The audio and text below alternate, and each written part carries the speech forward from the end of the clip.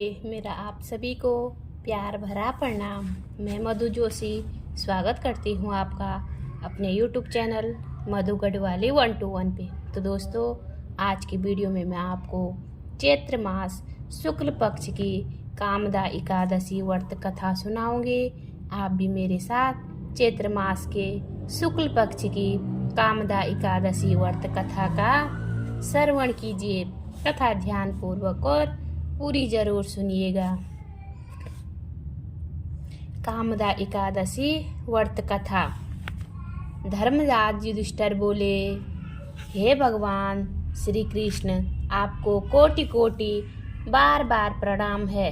मैं आपसे प्रार्थना करता हूँ कि आप कृपा कर चैत्र मास के शुक्ल पक्ष की एकादशी का वर्णन कीजिए।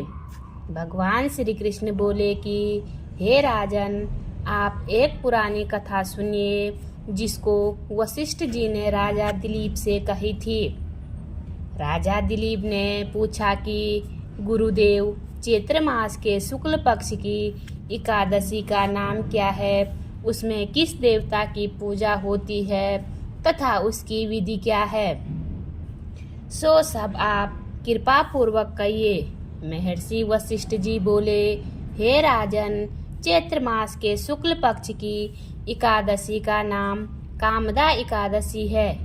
यह पापों को नष्ट कर देती है, जैसे अग्नि सूखे काष्ठ आदि को जलाकर नष्ट कर देती है।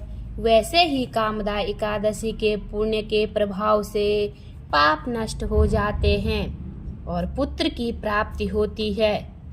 इसके व्रत से कुयोनी छूट जाती है और अंत में स्वर्ग की प्राप्ति होती है। अब मैं इसका महात्म्य कहता हूँ, ध्यान पूर्वक सुनो। प्राचीन काल में एक भोगपुरी नामक नगर था। वहाँ पर अनेक ऐश्वर्यों से युक्त पुंडरीक नामक एक राजा राज्य करता था। वहाँ अनेकों अप्सरा, गंधर्व, किन्नर आदि वास करते थे। उसी जगह ललिता और ललित नाम के स्त्री पुरुष अत्यंत वैभवशाली घर में निवास करते हुए विहार किया करते थे। वे दोनों एक दूसरे को बहुत प्रेम करते थे और अलग हो जाने पर व्याकुल हो जाते थे। एक समय राजा पुंडरीक गंधर्व सहित सभा में शोभायमान थे। उस समय ललित गंधर्व भी उनके साथ गाना गा रहा था, परंतु उसकी प्रियतमा ललिता उस जगह नहीं थी। इससे वह उसको याद करने के कारण अशुद्ध गाना गाने लगा।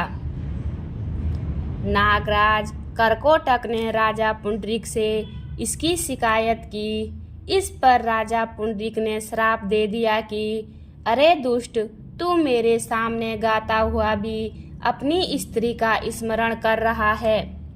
इससे तू कच्चे मांस और मनुष्य को खाने वाला राक्षस होगा। तू महापापी है, अपने कर्म का अब तू फल भोग। राजा पुंडरीक के श्राप से वह ललित गंधर्व उसी समय एक विकराल राक्षस हो गया। उसका मुख भयानक हो गया। उसके नेत्र सूर्य चंद्र के समान प्रदीप्त होने लगे। मुंह से अग्नि निकलने लगी। उसकी नाक पर्वत के कंदरा के समान विशाल हो गई और गर्दन पहाड़ के समान लगने लगी। उसके सिर के बाल पर्वत पर उगने वाले वृक्षों के समान दिखाई देने लगे। उसकी भुजाएं 2 योजन लंबी हो गई। इस तरह उसका 8 योजन शरीर हो गया। राक्षस हो जाने पर उसको महान दुख मिलने लगा और अपने कर्म का फल भोगने लगा। जब ललिता को अपने प्रियतम ललित का ऐसा हाल मालूम हुआ तो वह बहुत दुखी हुई। वह सदैव अपने पति के उद्धार के लिए विचारने लगी कि मैं कहाँ जाऊं और क्या करूं। वह राक्षस घोर वनों में रहने लगा और अनेक प्रकार के पाप करने लगा। उसकी स्त्री ललिता भी उसके पीछे पीछे जाती और वह विलाप करती रहती। एक दिन वह अपने पति के पीछे घूमते घूमते विंध्याचल पर्वत चली गई। उसने उस जगह श्रृंगी ऋषि का आश्रम देखा। वह शीघ्र ही उस आश्रम के पास गई और उस ऋषि के सम्मुख जाकर विनय करने लगी। उसे देखकर श्रृंगी ऋषि बोले कि हे सुभगे, तुम कौन हो और यहाँ किस लिए आई हो? ललिता बोली, हे मुनि, मैं वीरधन्वा नामक गंधर्व की कन्या ललिता हूँ। मेरा पति राजा पुंडरीक के श्राप से एक भयानक राक्षस हो गया। इससे मुझको महान दुख हो रहा है। आप उसे राक्षस योनि से छूटने का कोई श्रेष्ठ उपाय बतलाइए। तब श्रृंगी ऋषि बोले, अरे गंधर्वी कन्या ललिता, अब चैत्र मास के शुक्ल पक्ष की एकादशी आने वाली है। उसका नाम कामदा एकादशी है। उसके व्रत करने से मनुष्य के समस्त कार्य शीघ्र ही सिद्ध हो जाते हैं। यदि तू उसके व्रत के पुण्य को अपने पति को देगी तो वह शीघ्र ही राक्षस योनि से छूट जाएगा और राजा का श्राप शांत हो जाएगा।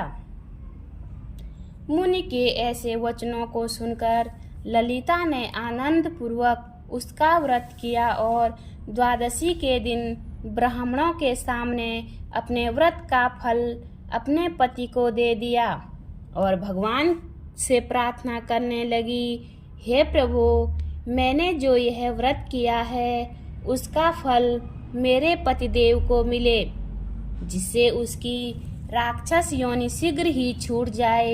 एकादशी का फल देते ही उसका पति राक्षस योनि से छूट गया और अपने पुराने स्वरूप को प्राप्त हो गया। वह अनेक सुंदर वस्त्रों तथा आभूषणों से अलंकृत होकर पहले की भांति ललिता के साथ विहार करने लगा। कामदा एकादशी के प्रभाव से वह पहिए की भांति अब अधिक सुंदर हो गए और पुष्पक विमान पर बैठकर स्वर्गलोक को चले गए।